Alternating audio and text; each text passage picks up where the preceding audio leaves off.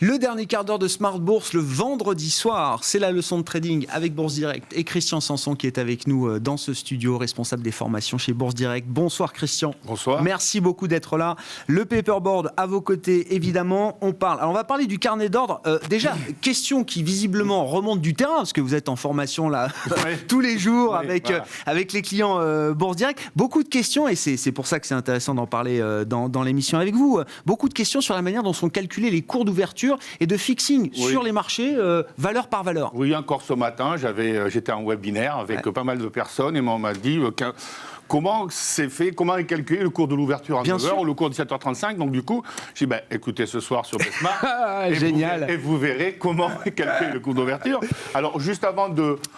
Qu'est-ce qui est affiché là, Christian ? Ça, c'est ce qu'on appelle le carnet d'ordre. Chaque fois qu'on appelle une valeur, il y a le carnet d'ordre qui arrive, qui permet de visualiser les acheteurs et les vendeurs. Donc d'ailleurs, à gauche, il y a les acheteurs. À droite, il y a les vendeurs. Ça s'appelle aussi bid, ask, demande, offre. Voilà. En fait, les prix... Tous les gens qui veulent acheter dans cette valeur-là, ou toutes les valeurs, passent leurs ordres chez eux, ou chez leur banquier, ou leur broker, et tout ça est centralisé chez Euronext. Et Euronext crée ce qu'on appelle un carnet d'ordre centralisé. Voilà. Donc les prix à l'achat sont classés par ordre décroissant, vous voyez, 74, 72, 70, 68, et les ordres à la vente sont classés par ordre croissant. Le nombre, c'est tout simplement le nombre d'ordres. Là, il y a 3 ordres pour acheter 215 titres à 42,74. Il y a ici 5 ordres pour vendre 658 titres à 42,86. Et bien évidemment, tout ça, ça bouge toute la journée. D'accord ? Alors, ça, c'est un résumé de la séance.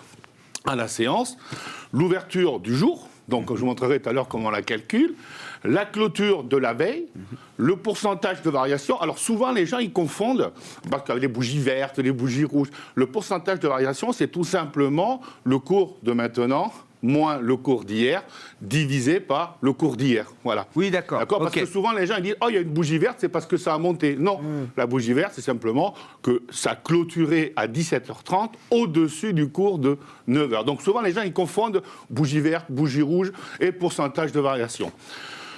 Donc l'ouverture, le plus haut, le plus bas de la séance, bien évidemment, qui change tout au long de la journée, et le fameux cours de clôture.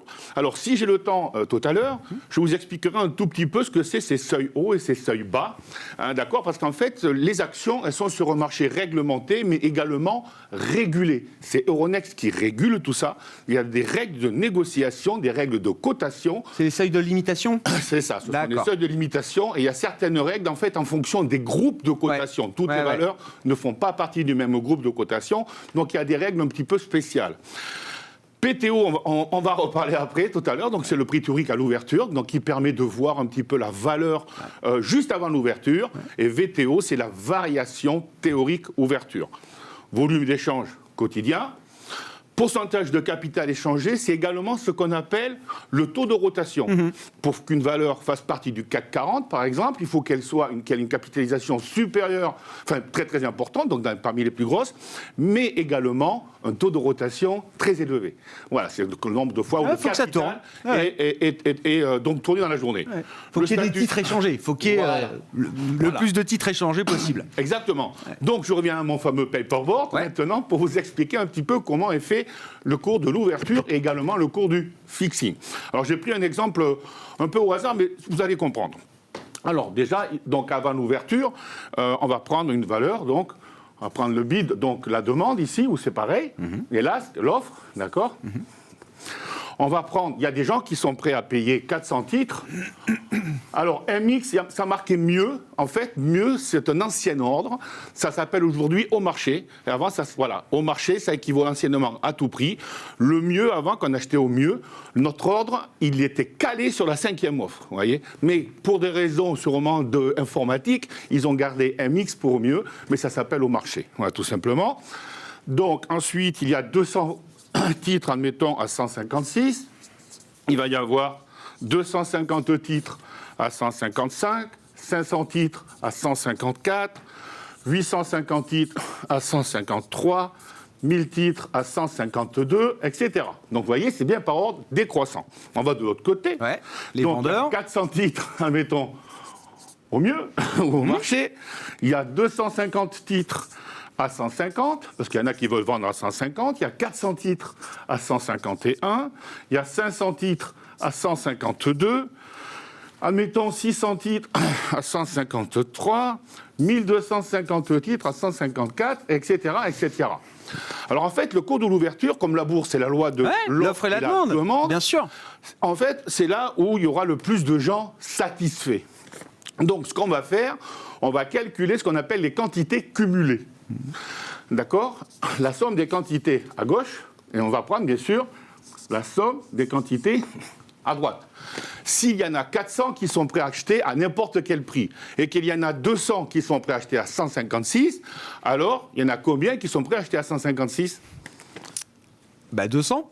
Non, s'il y en a 400. À 400 ? S'il y en a 400 qui sont prêts à acheter à n'importe quel prix, plus 200 à 156, il y en a combien qui sont prêts à acheter à 156 ? 600 ? Voilà, donc il y en a 600 qui sont prêts à acheter à 156. S'il y en a 600 qui sont prêts à acheter à 156 et 250 à 155, du coup, il y en a 850 qui sont prêts à acheter à 155. S'il y en a 850 qui sont prêts à acheter à 155 et les 500 à 154, du coup, ça fera 1350 qui sont prêts à acheter à 154. On rajoute la quantité à 153, il y en aura 2200 à 153, et il y en aura 3200 à 152. Voilà, on fait exactement pareil du côté des vendeurs.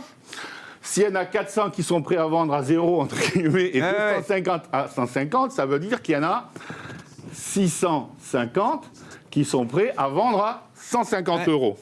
Ensuite, si on rajoute les 400, ça fera bien 1050 qui sont prêts de vendre à 151. À 152, il y en aura du coup 1550. À 153, il y en aura 2150. Et à 154, 3400, etc. Très clair. D'accord ? Donc maintenant, on va regarder là où il y a le plus de gens satisfaits, donc le moins d'insatisfaits. À 156, il y en a, à 154, il y en a 1350 qui sont prêts à acheter. Et là, il y en a 3400 qui sont prêts à vendre. Donc, il y en a à peu près plus de 2000 et quelques qui sont insatisfaits du côté vendeur. Si je prends 153, il y en a 2200 qui sont prêts à acheter et il y en a 2150 qui sont prêts à vendre. Ah, c'est presque équilibré. Donc, il n'y en a que 50 qui sont insatisfaits de ce côté-là. Si je prends 152, il y en a 3200 qui sont prêts à acheter. Et là, il y en a 1550 qui sont prêts à vendre. Ah, cette fois, les déçus, ils sont du côté des acheteurs. Donc, le cours d'équilibre, il est... Il est à 153. Il est à 153. Donc, qu'est-ce qui va se passer à l'ouverture ? Le volume de l'ouverture sera de 2150 titres. Et du coup, mon titre, il va rester demandé pour 50 titres à 153, c'est malheureusement les insatisfaits. Il y aura mes fameux 1000 titres à 152. Il y aura mes 1250 titres à 154, etc., etc. Et donc, le volume de l'ouverture, c'est 2150 et le cours, c'est 153 euros. Ces informations, on les a à quelle heure, Alors, Christian ? Ces informations, c'est calculé. Et je reviens sur mon petit tableau. C'est calculé ici. Prix théorique ouverture. Parce que bien évidemment, on ne va pas s'amuser à calculer ça tout le temps. Tous les jours, non, voilà. Bien sûr. Alors les investisseurs ont la possibilité de regarder ça. Mais attention, le prix théorique ouverture, il est juste, on va dire, 2, 3, 4 secondes avant 9h. Ah oui, d'accord. Sauf si vraiment il y a une grosse panique, alors là, ça déballe ou ça paye grave. Mais sinon, c'est vraiment 3-4 secondes, parce que les arbitragistes qui font l'arbitrage entre le futur et le cash, ils arrivent vraiment à la dernière seconde. Et donc, le prix théorique ouverture ou variation théorique ouverture sont juste 3-4 secondes avant 9h. Ne vous fiez pas avant, c'est faux. Oui, ça n'a pas de valeur avant. Ça n'a pas de valeur avant. D'accord, mais sinon, on peut le retrouver là-dedans. D'accord. Très intéressant, très clair, Christian. Voilà. Bon. Je peux juste terminer sur le seuil haut, seuil bas. Alors, seuil haut, seuil bas, je prends une dernière feuille. Ça c'est quand on voit des valeurs suspendues limitées, limitées à la hausse, limitées à la baisse. Alors, ça dépend des groupes de valeurs. Mais pour les grosses valeurs, en général, on prend le cours de clôture Et la valeur a droit de varier entre plus 10% et moins 10% par rapport à la veille. Sinon, elle est suspendue à la hausse, suspendue à la baisse, et Euronext redonne de nouveaux seuils.